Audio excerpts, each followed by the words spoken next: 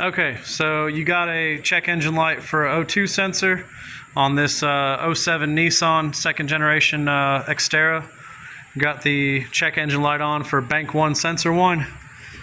Easy. You don't have to pull the wheel off. You can do it from the bottom, but this is the easiest way to get to it. Put it in the air, pull your wheel off.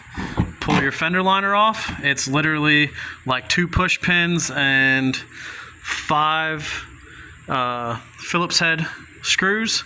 Zip zap. Pull them off. Push that to the side. And right here is where your O2 sensor is. Bank 1, sensor 1. Get that bugger out. It plugs in right here.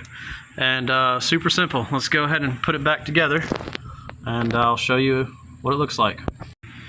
To get the O2 sensor off, I use these O2 sensor sockets. You can either rent them at AutoZone for free or buy yourself a set for pretty cheap on Amazon.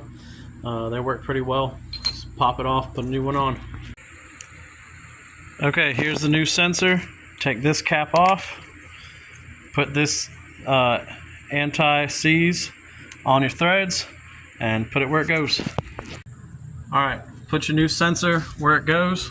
Put your socket on it. Tighten it down to a German spec, good and tight.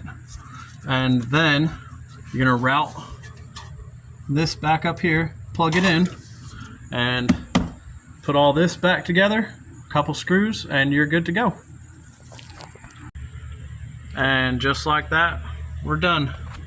Plug her in, hook your wire back into that little spot, and Bob's your uncle.